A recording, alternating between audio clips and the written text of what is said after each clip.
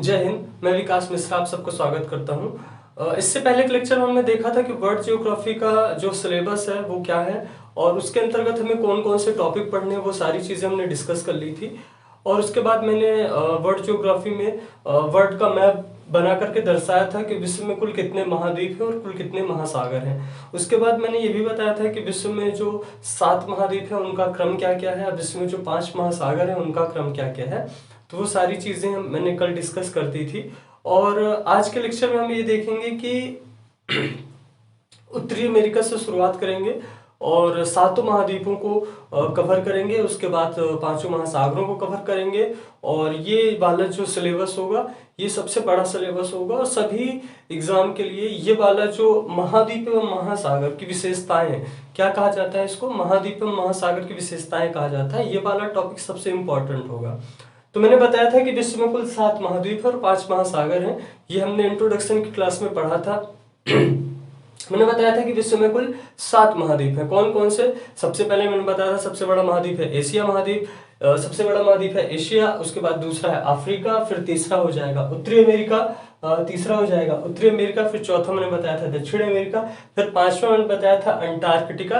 Antarctica दिखने में इस तरीके का दिखता है, मगर अगर आप वर्ल्ड का जब मैप देखेंगे तो वर्ल्ड के मैप में वो पट्टी की तरह दिखता है, नीचे एकदम साउथ में वो एकदम पट्टी की तरह दिखता है ना। तो वो असल में इस तरीके से दिखता है, उसका विस्तार इस तरीके से है। तो विश्व का 5वां सबसे बड़ा महाद्वीप कौन सा? विश्व का 5वां सबसे बड़ा महाद्वीप है अंटार्कटिका महाद्वीप। विश्व का 6ठा सबसे बड़ा महाद्वीप है यूरोप महाद्वीप। और विश्व का 7वां या छोटा सबसे छोटा महाद्वीप होगा ऑस्ट्रेलिया महाद्वीप। तो इस तरीके से हमने बताया था कि विश्व में कुल 7 महाद्वीप है और 5 महासागर हैं। तो 5 महासागरों में हमने कौन कौन से बताए थे? सबसे बड़ा प्रशांत महासागर, फिर दूसरा सबसे बड़ा अटलांटिक महासागर, फिर तीसरा है आपका हिंद महासागर, चौथा है आपका उत्तर में जिसका विस्तार है, उत्तरी ध्रुव में जिसका विस्तार है, जिसका नाम है आर्कटिक महासागर या उत्तरी ध्रुवीय सागर भी उसे कहा जाता है, तो वो हो जाएगा। फिर इसके बाद दक्षिण में विस्तार है दक्षिणी महासागर का, तो ये दक्षिणी महासागर विश्व का सबसे छोटा महासागर। इसके बाद मैंने इनकी आकृति की भी बात की थी कि जो प्रशांत महासागर है इसकी आकृति त्रिभुज के समान है और अटलांटिक महासागर की जो आकृति है वो एस के समान है और हिंद महासागर की जो आकृति है वो एम के समान है। और इसके बाद मैंने बताया था कि आर्कटिक महासागर या उत्तरी ध्रुवीय सागर जिसको कहा जाता है उसकी आकृति और दक्षिणी महासागर की जो आकृति है वो सेम है, मतलब गोलाकार है या ओ की समान है। तो ये हमने बताया था मोटा मोटा महाद्वीप एवं महासागरों की विशेषताएं बताई थी। इसके बाद मैंने कहा था कि जब हम नेक्स्ट लेक्चर में आएंगे तो हम देखेंगे उत्तरी अमेरिका महाद्वीप से शुरुआत करेंगे। तो चलिए शुरू करते हैं आज से उत्तरी अमेरिका महाद्वीप। तो उत्तरी अमेरिका महाद्वीप में जब हम पढ़ेंगे तो हम सीक्वेंस वाइज पढ़ेंगे। पहले उत्तरी अमेरिका के प्रमुख विशेषताएं कौन कौन सी हैं, फिर उत्तरी अमेरिका के पठार, मैदान, मरुस्थल, घास भूमियाँ, नदियाँ, ज्वालामुखी, इस तरीके से जितने भी सारे इंपॉर्टेंट टॉपिक्स थे वो हम महाद्वीप और महाद्वीप के हिसाब से वो सारे टॉपिक हम कवर करते चलेंगे। ठीक है, तो शुरू करते हैं आज से हम कौन सा उत्तरी अमेरिका महाद्वीप। तो आज हम उत्तरी अमेरिका महाद्वीप की अवस्थिति एवं विस्तार को समझने की कोशिश करेंगे कि उत्तरी अमेरिका महाद्वीप स्थित कहाँ पे है। वैसे आप वर्ल्ड में देख रहे हैं, ये वर्ल्ड का मैंने बनाया हुआ है मैप, तो वर्ल्ड में आप देखेंगे तो यहाँ पे स्थित है। ठीक है, वर्ल्ड में कहाँ पे है? यहाँ पे स्थित है। तो वर्ल्ड में आपने देख लिया है, अब मैं खाली उत्तरी अमेरिका महाद्वीप का मैप बनाऊंगा और उसको समझाऊंगा। ठीक है, तो चलिए शुरू करते हैं उत्तरी अमेरिका महाद्वीप से। हाँ, तो ये मैंने बनाया हुआ है उत्तरी अमेरिका महाद्वीप का मैप बनाया है मैंने। तो उत्तरी अमेरिका महाद्वीप का ये मैप है। चलिए इसकी अवस्थिति एवं विस्तार को समझते हैं। उत्तरी अमेरिका जो महाद्वीप है वो मैंने बताया था विश्व का कैसा सबसे बड़ा, विश्व का तीसरा सबसे बड़ा महाद्वीप है। ठीक है, उत्तरी अमेरिका महाद्वीप। ये उत्तरी अमेरिका महाद्वीप है, इसमें लगभग कुल 29 देश आते हैं। उत्तरी अमेरिका महाद्वीप में कुल कितने देश हैं? तो उत्तरी अमेरिका महाद्वीप में लगभग कुल 29 देश आते हैं। ठीक है, उत्तर की तरफ आपको दिख रहा होगा अलास्का। वो अलास्का वाला जो क्षेत्र है वो यूएसए के एक तरीके से ऑक्युपाइड क्षेत्र में आता है। ठीक है तो यूएसए यहाँ पर, ये यूएसए की मुख्य भूमि है, लेकिन यूएसए की मुख्य भूमि से काफी दूर है अलास्का। लेकिन आता किसके क्षेत्र में? राजनीतिक रूप से जो आता है वो आता है किसके, यूएसए के अधिकार क्षेत्र में आता है। इसी तरीके से ये जो उत्तर वाला हिस्सा जो देख रहे हैं ये ग्रीनलैंड है, ठीक है। तो जो ग्रीनलैंड वाला ये वाला जो हिस्सा है ये ग्रीनलैंड है।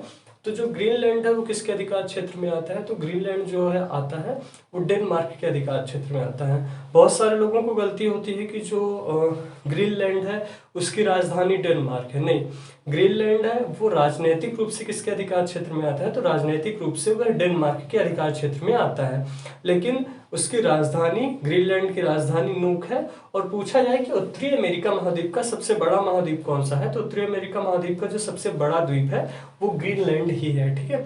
तो ग्रीनलैंड है ये ग्रीनलैंड है, और ग्रीनलैंड के दक्षिण में आएंगे तो बेफिन द्वीप है। इसके बाद है ये कनाडा, है ना, कनाडा की राजधानी ओटावा है जो यहाँ पास स्थित है, कनाडा की राजधानी ओटावा है जो यहाँ पास स्थित है। इसके बाद आता है ये यूएसए वाला क्षेत्र है, ये है यूएसए। यूएसए की राजधानी आपको पता ही होगी वाशिंगटन डीसी है जो यहाँ पास स्थित है, ये भी इस तरफ स्थित है और ये भी इसी तरफ स्थित है, ठीक है। मैक्सिको है, मैक्सिको की राजधानी क्या है, मैक्सिको की राजधानी मैक्सिको सिटी है। फिर आते हैं ये जो नीचे 7 देश दिख रहे हैं, मैक्सिको से जुड़े हुए जो 7 देश दिख रहे हैं, ये 7 देशों को क्या कहा जाता है, तो इन 7 देशों के समूह को कहा जाता है सेंट्रल अमेरिका, ठीक है। ये हो जाएंगे उत्तरी अमेरिका के ऊपर वाले देश, और ये हो जाएंगे सेंट्रल अमेरिका के 7 देश। और फिर यहाँ पे छोटे छोटे लगभग कुल 10 देश हैं, इस प्रकार मिला के कुल 29 देश बनते हैं, ठीक है।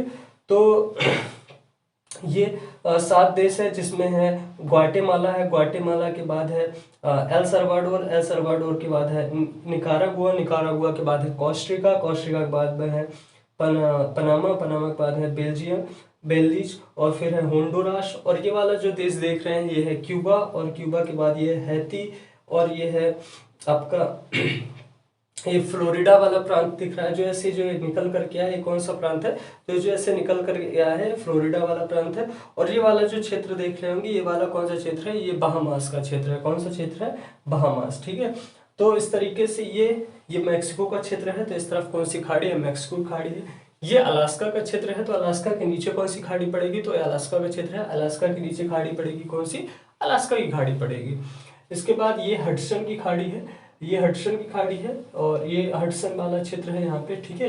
तो ये ग्रीनलैंड है, इसका सबसे बड़ा, आप पूछा जाए कि उत्तरी अमेरिका का सबसे बड़ा द्वीप कौन सा है, तो उत्तरी अमेरिका का सबसे बड़ा द्वीप है ग्रीनलैंड द्वीप। ये है बेफिन द्वीप, ठीक है। तो ये इसकी अवस्थिति है, कर्क रेखा है, 23.5 डिग्री पर स्थित कर्क रेखा है। जो कर्क रेखा है ये मेक्सिको से होकर के गुजरती है, कहाँ से होकर गुजरती है, मेक्सिको से होकर गुजरती है। और मेक्सिको से होकर गुजरती है, मेक्सिको को 2 भागों में विभाजित करते हुए बहामास और क्यूबा, बहामास और क्यूबा के बीच से होते हुए निकल जाती है सीधे। तो इस तरीके से कर्क रेखा, कर्क रेखा से भी क्वेश्चन आता है कि क्यूबा पूछा जाता है कि क्यूबा कर्क रेखा के दक्षिण में है कि उत्तर में है, बहामास कर्क रेखा के उत्तर में है, दक्षिण में है। यहीं पर ऊपर आएंगे, इस वाले क्षेत्र में आएंगे तो यहाँ पे बरमूडा ट्रायंगल आपने सुना होगा जो यूके के अधिकार क्षेत्र में आता है।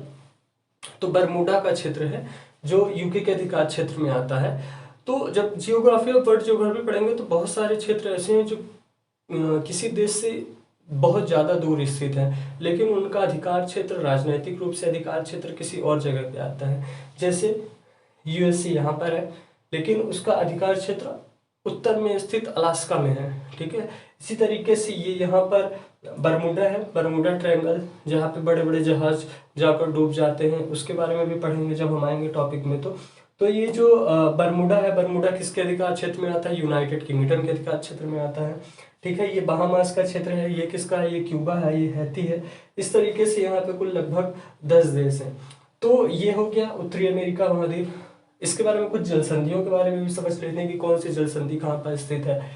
तो ग्रीनलैंड वाला ये वाला क्षेत्र है, ग्रीनलैंड का ये वाला क्षेत्र है। ग्रीनलैंड और बेफिन द्वीप के बीच में जो जलसंधि है वो कौन सी जलसंधि है, तो ग्रीनलैंड और बेफिन द्वीप के बीच में जो जलसंधि है वो डेविस जलसंधि है। डेविस जलसंधि जो होती है विश्व की सबसे चौड़ी जलसंधि। कैसी है, विश्व की सबसे चौड़ी जलसंधि है। और यहीं पर स्थित है, कौन सा सागर स्थित है, यहीं पर स्थित है लेब्राडोर सागर। कौन सा, लेब्राडोर सागर, लेब्राडोर सागर है, ठीक है। तो लेब्राडोर सागर है। तो ये जो डेविस जल संधि वो क्या करती है, डेविस जल संधि जो है ब्यूफोर्ट सागर को लैब्राडोर सागर से जोड़ने का कार्य करती है। ये विश्व की सबसे चौड़ी जल संधि है। और खास बात क्या है, और खास बात यह है कि यहाँ से लैब्राडोर की ठंडी जलधारा प्रवाहित होती है। कैसी ठंडी जलधारा प्रवाहित होती है।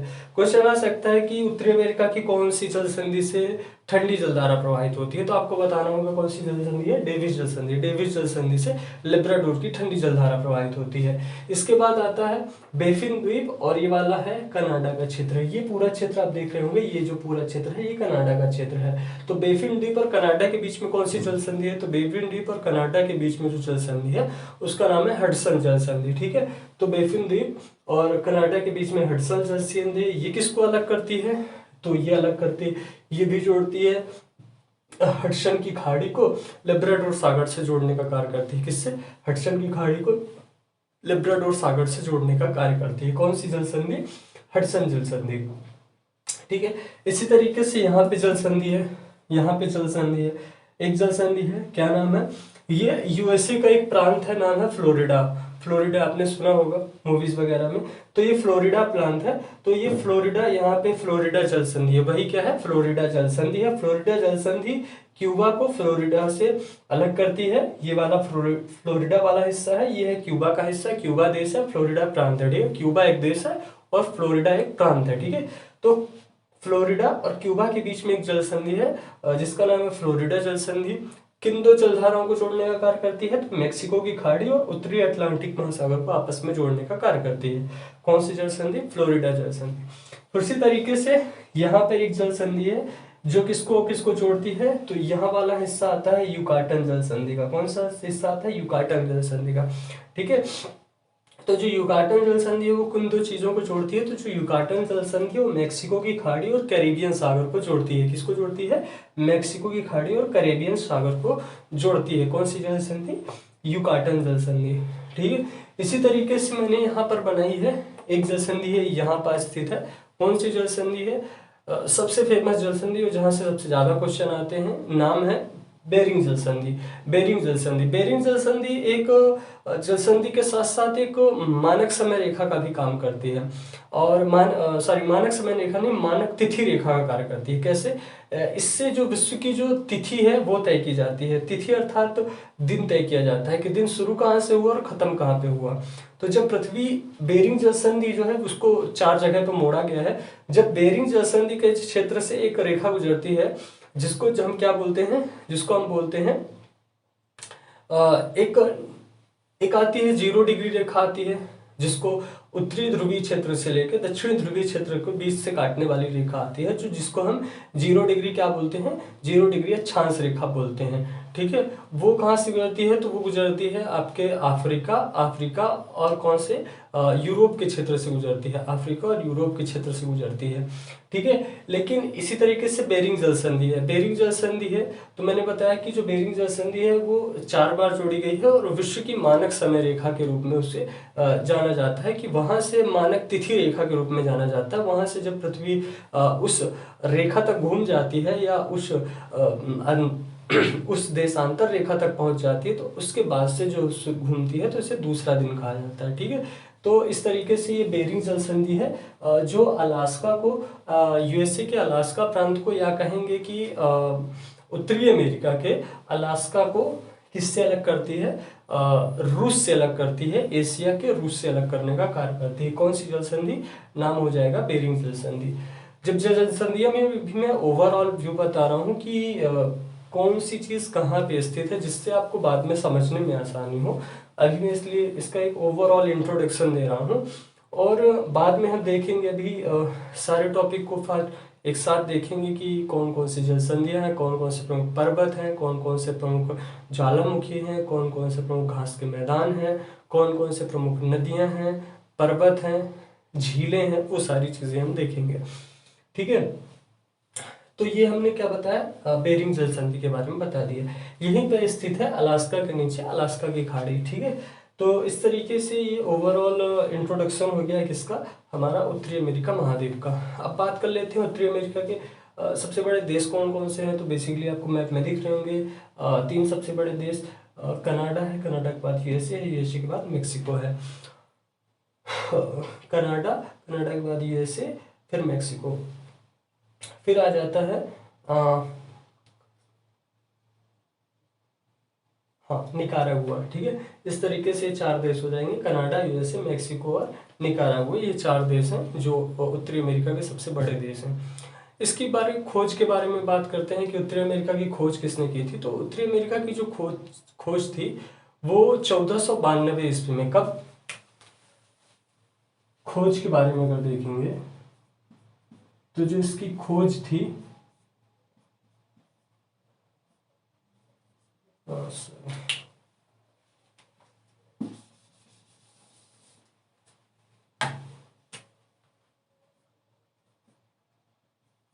1492 में कोलंबस, आपने नाम सुना होगा, कोलंबस।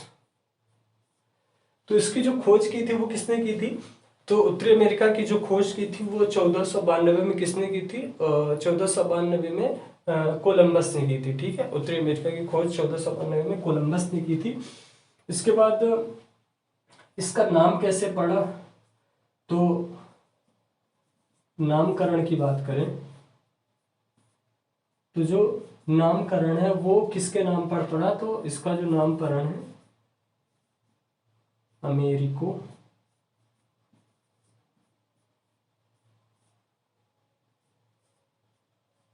वेस्पुसी। ठीक है, किसके नाम पर पड़ा? तो ये छोटी सी फैक्ट वाली बात हो गई कि उत्तरी अमेरिका की खोज किसने की थी। तो जो उत्तरी अमेरिका की खोज थी वो 1492 ईस्वी में कोलंबस द्वारा की गई थी। और इसका जो नामकरण हुआ था वो कैसे हुआ था? तो इसका नामकरण अमेरिको वेस्पुसी नामक एक पुर्तगाली नाविक था। ये कौन था? पुर्तगाली था। ठीक है, ये पुर्तगाली था। तो ये पुर्तगाल कहाँ है? पुर्तगाल यूरोप का एक देश है। ठीक है, कहाँ है पुर्तगाल? पुर्तगाल यूरोप का एक देश है जो स्पेन से सीमा लगाता है। तो इसका जो नामकरण है अमेरिको वेस्पुसी, जो एक पुर्तगाली नाविक था, उसके नाम पर उत्तरी अमेरिका का नाम पड़ा था। क्योंकि यहाँ पे सबसे पहले पहुंचा अमेरिको वेस्पुसी। बाद में कोलंबस जब पहुंचा तो उसने देखा कि अमेरिको वेस्पुसी है, और अमेरिको वेस्पुसी के नाम पर ही इसका नाम क्या पड़ गया? अमेरिका पड़ा। लेकिन जब बाद में पता चला कि इसके दक्षिण में भी कोई एक द्वीप स्थित है, तो फिर इसका नाम पड़ा उत्तरी अमेरिका और उसका नाम पड़ा क्या? दक्षिणी अमेरिका। ठीक है, अब तो इसके बारे में कुछ छोटी सी चीजें हो गई। और मैंने बताया ही था कि जो उत्तरी अमेरिका विश्व का कैसा सबसे बड़ा महाद्वीप है? उत्तरी अमेरिका विश्व का तीसरा सबसे बड़ा महाद्वीप है। तो चलिए अभी देखते हैं, झीलों से शुरू करते हैं। उत्तरी अमेरिका की प्रमुख झीलें कौन कौन सी हैं? तो ये वाला क्षेत्र जो मैंने बनाया है, ये कौन सा क्षेत्र है? ये कनाडा का क्षेत्र है। मैंने बनाया हुआ है, आपको दिख रहा है अच्छे से। तो मैं कनाडा मिटा रहा हूँ यहाँ पे झीलों को दर्शाने के लिए। ठीक है, तो यहाँ पे 5 झीलें हैं। कनाडा में 5 झीलें हैं, उनको दर्शाते हैं।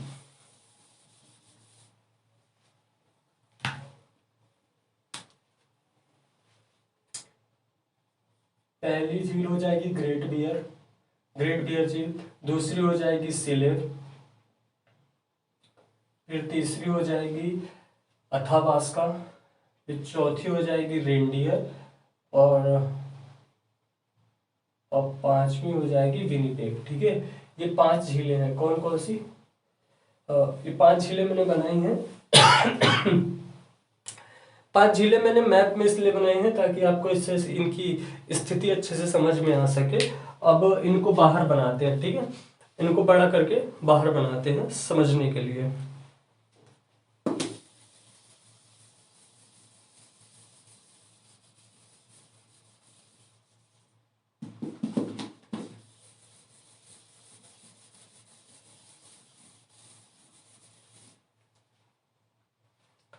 तो 5 झीलें हैं। एक,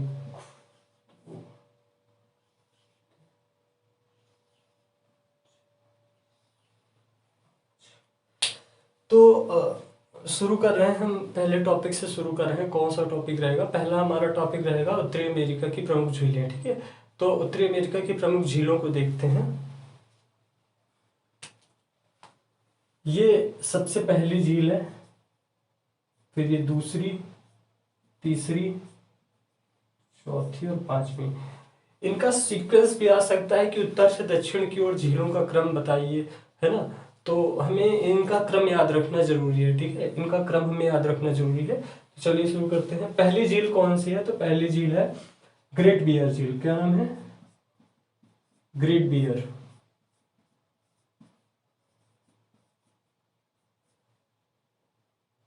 फिर यह है सिलेब झील। कौन सी झील है? सिलेब झील।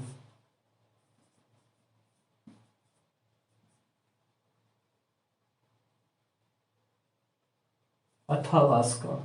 कौन सी? अथावास्का,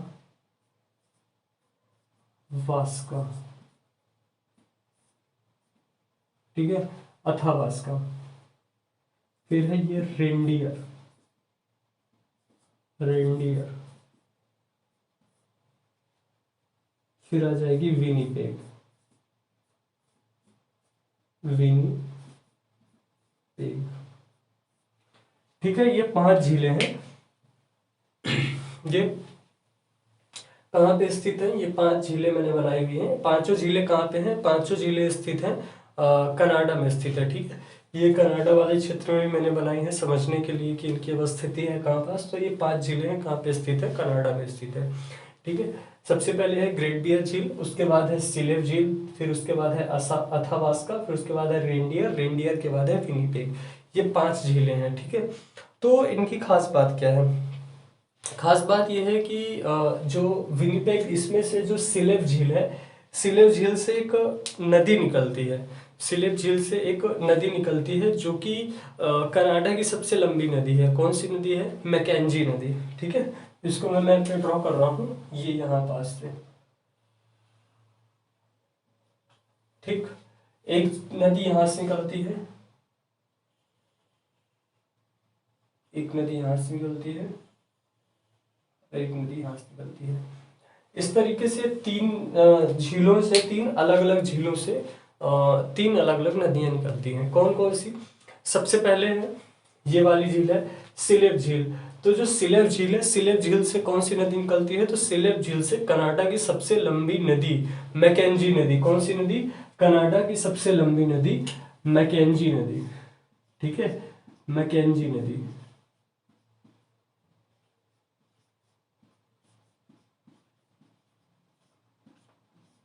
तो सिलेब झील से सबसे लंबी नदी कौन सी निकलती है? सिलेब झील से कनाडा की, पूछा जाए कि कनाडा की सबसे लंबी नदी कौन सी है, तो कनाडा की सबसे लंबी नदी है मैकेंजी नदी।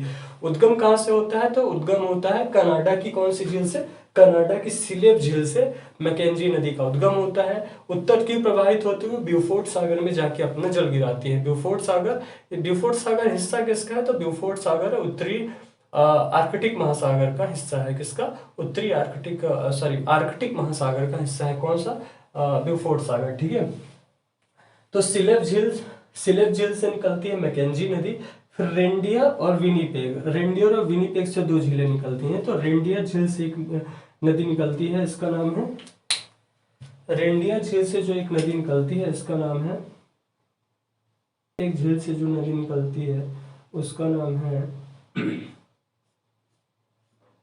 नेल्सन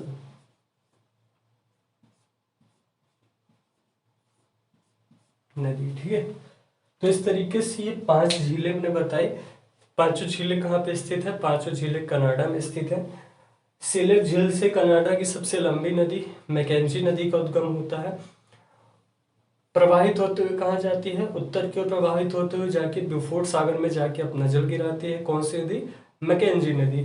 उसके बाद मैंने बताई दूसरी सबसे दूसरी नदी है चर्चिल नदी। कहाँ से निकलती है? रेंडियर झील से निकलती है चर्चिल नदी। कहाँ पास जाके अपना जल गिराती है? हडसन की खाड़ी में जाके अपना जल गिराती है, ठीक है। इसके बाद मैंने बताई विनिपेग झील से निकलती है नेल्सन नदी। नेल्सन नदी, तो नेल्सन नदी निकलती है विनिपेग झील से, प्रवाहित होते हुए कहाँ जाके? हडसन की खाड़ी में जाकर के अपना जल गिराती है, ठीक है। इस तरीके से ये हो गई झीलें। अब इन झीलों के बाद तो इसमें मैंने बताया था जो 5 झीलें हैं, 5 झीलों की इस क्षेत्र में एक खास चीज है। क्या चीज है? कनाडा में जो विनिपेग झील का जो क्षेत्र है, कौन सी झील? विनिपेग झील। और इसमें रेनडियर झील भी शामिल है। तो जो कनाडा में विनिपेग और रेनडियर झील का जो क्षेत्र शामिल है, उसकी खास बात यह है कि विनिपेग झील को विश्व की गेहूं की मंडी कहा जाता है। क्या कहा जाता है? विनिपेग झील को विश्व की गेहूं की मंडी कहा जाता है। तो ये भी नोट कर लीजिएगा कि मैं आप नोट कर देता हूं।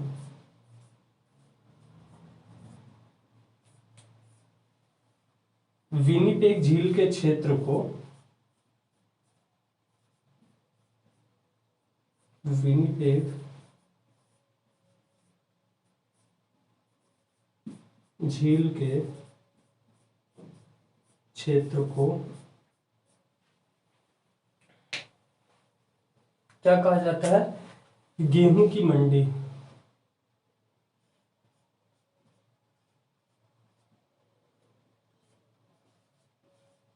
गेहूं की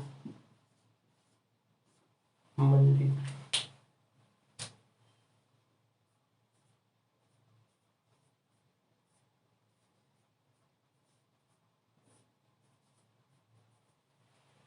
ठीक है, तो ये आज का हमारा उत्तरी अमेरिका का इंट्रोडक्शन हो गया। कल से हम शुरू करेंगे। आज हमने छोटा सा स्टार्टिंग के लिए शुरू किया है उत्तरी अमेरिका महाद्वीप की प्रमुख झीलें।